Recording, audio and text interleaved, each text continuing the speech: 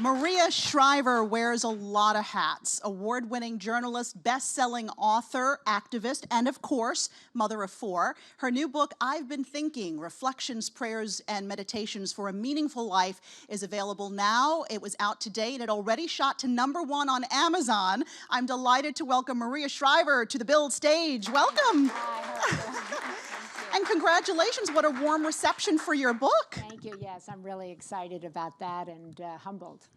Well, I have to tell you, I love this little book. I say it's little because I like the size. I like the size. I was really adamant about the size because I like books that you can put on your bedside table, you can throw in your purse, you can bring as a housewarming gift, and because everybody I know is really busy and they don't have a lot of space, so I was really particular about the size of it. Well, that's exactly what I did because I had it next to my bedstand for a few nights. I read Good. it, and I found it to be not only inspirational, but very calming. It was a nice way to end my hectic day. Yeah, if you had told me 10 years ago or 15 years ago that I would be a calming influence, I would have, and everybody who knew me would have said, get a head check. But that was my goal for the book. My intention is for the book to be a companion to people in difficult times, a companion to people in confusing times, because I think that's what we're living in. I think people seek calmness, they seek sanctuary, they seek peace, and they seek to get above the noise. And these columns I've been thinking, I put them out every week in my Sunday paper newsletter, and which the goal of that is to be a newsletter for people with passion and purpose and who seek to rise above the noise. And I think there is so much noise that we want something, I think, today that helps us kind of step back and think, reflect, and then move forward. Well, there are some things that you hit upon here in the book that really resonated with me, and one is gratitude. You talk about being grateful, sort of that's woven throughout the book, and one thing you say is being grateful can change your whole day. I think it does. I mean, it has certainly for me. When I open my eyes every morning, right away, I say, thank you, God, for this day that I could wake up, that I could put my feet on the floor, that my children are okay, that those who I love are at peace and okay, and then I go out and I approach the day with that. I also meditate a lot to kind of focus myself. It is good for your brain. I do a lot of work in the Alzheimer space, and we have learned that meditating is good for the brain, so I've incorporated that into my kind of daily ritual. And I think I'm a big believer in having kind of structure in your life, having rituals, having tools to help you navigate, because we all fall off the path, we all make mistakes, as I try to say to my kids, but having things that help us get back up and help us go forward are what I hope this little book gives people. Did you always meditate in your life? Okay, I did not. So No. I don't, and I've Yes. been told I should.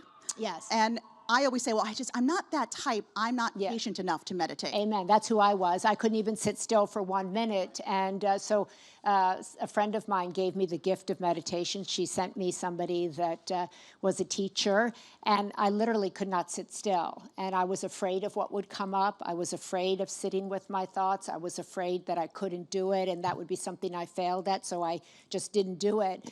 And then slowly, this teacher was really patient with me. He guided me for it. He said, it's okay, don't worry about it. Let's try 30 seconds, let's try a minute. And I've worked my way up to 20 minutes in the morning, and then sometimes in the afternoon I'll do like 10 minutes. You give me hope. Maybe there's hope for me yet. You have 4 children, and I'm curious what lessons you hope you've instilled in them, and also conversely, what have they taught you? They've taught me to be patient. They've taught me to have a wide open heart. They've taught me the benefits of nurturing. They've taught me the benefits of taking care of myself. They're really adamant that I take care of myself. I think they saw me take care of my mother and my father, but one who had strokes, one who had Alzheimer's, and I think they don't want to end up in that role that they saw me in. And they're really adamant about telling me to take care of my health. And but they've taught me how to love big. And they've taught me... And unconditionally, too. Unconditionally. They've taught me to embrace the differences in each of them. And they've really... I was afraid to become a mother.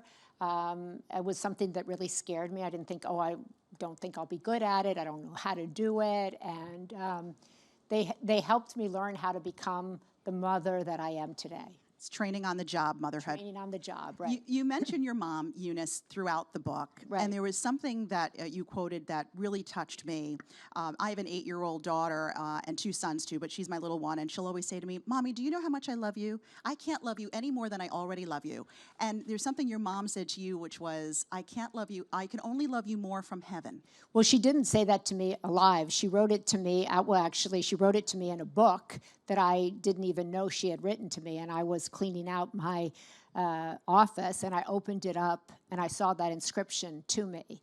And it was a very emotional moment because I knew it to be true. I knew my mother, and I know my mother loves me in a different way from heaven, because she was raised to be tough. She was raised in a family of all boys. She was raised, I mean, she had sisters, but she was raised at a time when men were the stars, men were the focus. She was raised in a very patriarchal family. And so she was tough, and she wasn't the kind of mom that put a blanket on you, that hugged you, that, you know, nurtured you that way. Touchy-feely. She pushed you, she motivated you, she championed you, but she didn't cuddle you.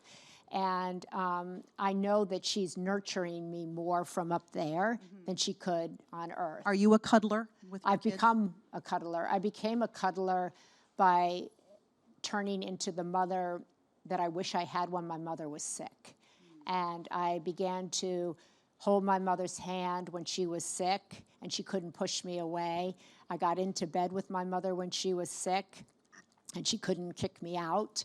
And when she was forced by her own health to slow down, I had this epiphany one day in church that I needed to mother my mother in the way I wanted my mother to mother me. And that has helped me become a more nurturing, cozy, cuddler mother with my own kids than I knew how. Because I think you can only do what you know how to do, right? And so I don't think my mother didn't have that kind of mother, so she wasn't that mother.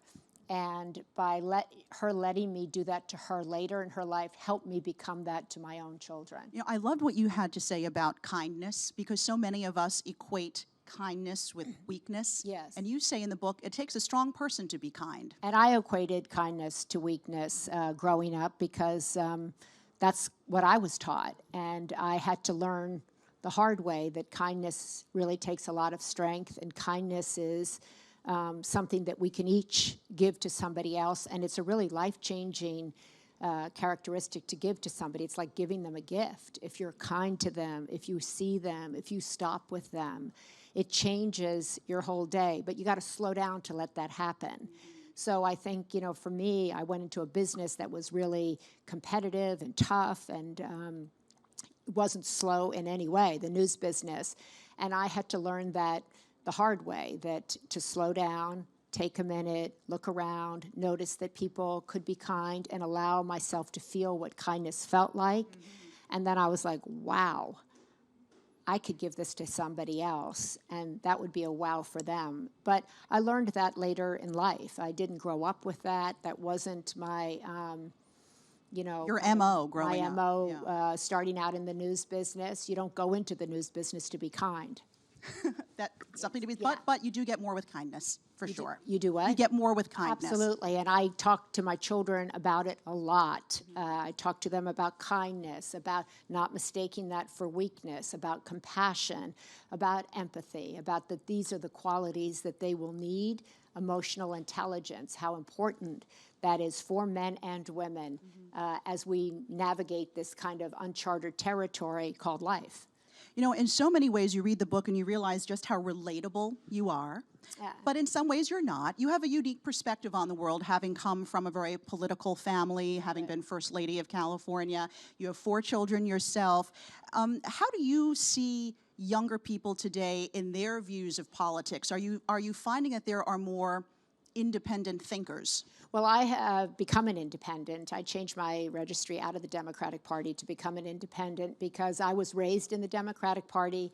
I was a Democratic First Lady in a Republican administration, and I came to see firsthand that neither party had a lock on great ideas. Neither party had a lock on great people, that there were really good people in both parties, and both parties had their own problems, and that as long as we were stuck in these two parties, people had a hard time hearing you. They had a hard time listening to you if you said, I'm a Democrat or I'm a Republican. And so I changed my registration after a series of things to become an independent, which is the fastest growing party in California. And I think young people, all four of our children are independents. And I think that people used to be, you know, that if you were raised in a Democratic Party, you were a Democrat. If you were raised in a Republican Party, you were a Republican.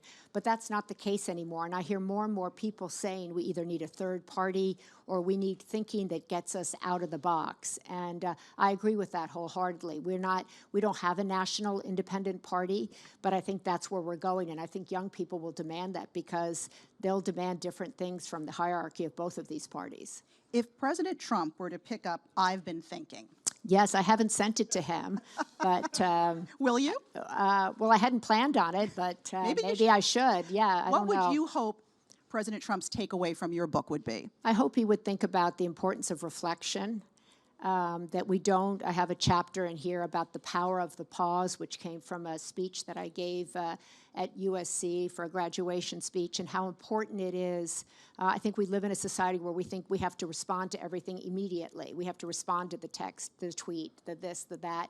And I think wisdom comes in stepping back. I think wisdom comes in taking a beat. I write a lot of stuff that I save and I don't send, and I try to tell my kids that. And I often go back and look at it a day or two later and I go, oh, thank God I did not send that. And so I think that you don't have to jump into the fray. You don't have to comment on everything. You don't have to say everything. I'm a big believer in trying to stay above the noise and trying to step back, reflect on how you feel about something, taking a beat. Everybody's in a hurry, and I say to my son, particularly, he's driving me the other day, I'm like, hey, we're all going to the same place. Like, let's slow down a minute. I want to get there safely, right? So I don't think that that's, you know, people want you to comment on everything, and I don't believe you have to comment on everything. Well, I know that you're very good buddies with Oprah Winfrey, and she gave a speech recently, I think it was at the Golden Globes. Right, it was at the Golden Globes, and people said she sounded very presidential. What would you think of Oprah for president? I want her to do whatever makes her happy. I think she has repeatedly said she has no interest in that.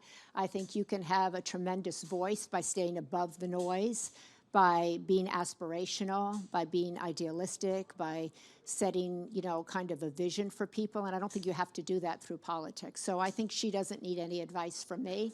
I think she's doing really well on her own. Tell me how you stay so positive. How do you stay above the noise and above the fray? I work at it. I have a very strong spiritual life. Both of my parents went to church every single day. Both of my parents, if they hadn't been married to each other, I think one would have been a nun and one would have been a priest. And that's not to say that my faith has been constant. It's wavered, and I've struggled with my faith. But I think stuff happens in your life, and you lose friends, or things happen, you lose a job, you lose a marriage, whatever, and you find yourself going back to your faith. And I try to stay positive because the alternative isn't so great, right? You know, being negative or, you know, down in the dumps isn't something that people rally around. And I come from, you know, parents who really had big visions and who believed in changing the world and who believed in positive goals. And a life of service. And a life of service. And so I think that that's also something that has guided me my whole life. But I'm not, you know, like somebody who jumps up and goes, the glass is always full, everything's great, rah, rah, rah. You know, I'm not that person. And so I know there are some people who are like that. But I think the vast majority of people have to work at, you know, staying on track, building themselves up, controlling their mind, controlling their thoughts. And I write in the book about, you know, your mind, it can be your greatest asset or your biggest detractor. And I think, your greatest enemy. Yeah, absolutely. And so mine has been both. My mind has been a great asset, and it's been a real pain in the you-know-what.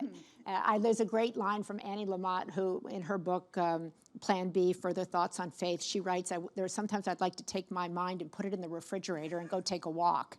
And I have felt like that myself, because you just wish you can shut the brain off. Yeah. I know I do when I hit the bed at night. Can I just... Well, that's why I like meditation, Right. because it allows me to sit with my thoughts and go below as the surface, right? And there's the calm that I think we're all seeking, and that you learn doesn't come from success. It doesn't come from the outside world. It comes from your internal world. And I think what we're all seeking is inside of us, and we're led to believe that it's outside of us. How do you measure success? Because a lot of people, I think, look at success and think, well, it's your career, it's how much money you make.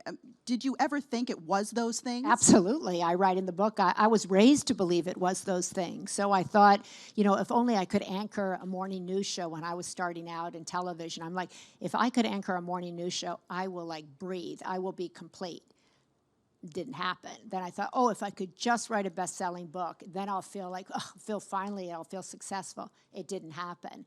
And everything, or if I could win an Emmy, if I could win, and I hit these marks, and I didn't feel the success that I thought I was searching for. And I have come to believe, as I said, that that's an inside job. For me, success is connecting now with another person. Success is having all 4 of my kids around the table laughing with me and wanting to be with me. Success is being there for a friend who needs me. Success is a life of meaning, having something that's bigger than you. My work on behalf of women in Alzheimer's gives me a purpose. I know I want to move a needle in that space. It gives me a reason to get up in the morning, using my voice to help others and not to get, messy and down in the weeds. Gives me a sense of purpose. So that's what makes me feel successful today. Speaking of Alzheimer's, you mentioned it a few times during this interview. You had the Emmy Award-winning HBO documentary. You've written a children's book on this. Of course, your father suffered with Alzheimer's. In my family, too, my in-laws have dealt with it, and I've seen what this disease can do to a family and to loved ones. Do we have reason right now to be positive when it comes to this disease? Oh, absolutely. I think there are more people focused on trying to find what causes Alzheimer's than ever before. And there are people now, I think, thinking outside the box. It used to be that all the research was on plaques and tangles. It was done on people who already had Alzheimer's. Now we're looking at prevention. We're looking at what works. We can see the brain in different ways today that we never could 5 years ago because of technology. We have all kinds of people involved in neuroscience all over the world because this is the most expensive disease in our country right now. It's bankrupting families all over the world, and particularly here in the United States. And it directly impacts women much more so than men. So part of my mission, part of my meaningful life is to educate people that women are particularly vulnerable, that there are things we know today that can perhaps delay it, like meditation, like eating a mind-healthy diet, like exercise. So I try to promote all of these things. I try to raise money for research. I try to get other people involved. As my kids always say, I'm the only person when someone comes up to me and says, I have a mom or dad with Alzheimer's, I'm like, great, you can join me. And they're like, Mommy, you don't say great. I'm like, yes, because I need people to help. We have the Women's Alzheimer's Movement, which is a nonprofit that I started to really encourage researchers to look at women's brains, and I say that that's smart, not sexist, because you go where the majority of cases are. And I really believe that by funding that research, it will lead us to a cure for all minds. Wonderful and important work that you are doing. I know we have some audience questions for you, and I want to get to those. Hi. Hi. First question will be an online question from Marlene. Okay. Your book seems really inspiring. Who inspires you? Okay, thank you. Good question, Marlene. Well, I think certainly the most inspiring person in my life was my mother, and still is my mother. She raised 5 children who are best friends, and that's really been a goal of mine, to raise my children to be great friends. I don't go through a couple days without talking to at least one or all of my brothers. So she continues to be an example to me. She was very devoted to her siblings, worked with them, encouraged them, as I said, raised children, and then lived a life of meaning, lived a life that changed the world on behalf of people with intellectual disabilities. Certainly my grandmother, her mother, was an inspiration, is an inspiration to me for the way she raised 9 children and her work and her work on behalf of her family. I meet women really all the time who are caregivers in the Alzheimer's space who are really inspiring to me. I have girlfriends that inspire me, the way they raise their families, the way they take care of their husbands, the way they take care of their parents, the way they walk through life with kind of their shoulders back. People who've made mistakes and picked themselves back up again are always really inspiring to me. That's why I love journalism, because I always found that I was able to cover stories of people that kind of, had to climb mountains in their lives. And that always has been really inspiring to me. And that's why I got into journalism. It was to inform and inspire people. Because I think we all look to that. We look to be inspired by a movie or a song or a great news story. And that's always been kind of a mission of mine. That was a great question. Thank you. Do we have another question? Hi, thank you for Hi. being here. Thank you. So I'm wondering what your writing process was like with this book and how it all came together. Oh, thank you.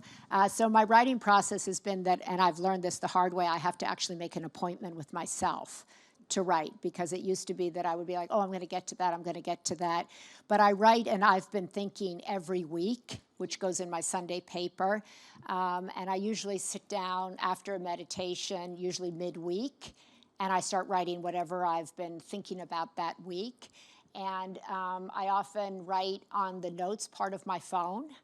I write, that little, Yes. and I Use write it a lot. Yeah, so I write there, and then I kind of sit with it. And I find what I'm usually thinking midweek usually changes by Friday. So then I'll go back and try to make it work, or I'll add something to it. But this one there were a lot of the columns that I had already written. I added new ones, and then I went and looked for quotes. I'm also a big quote person. So I put quotes all over.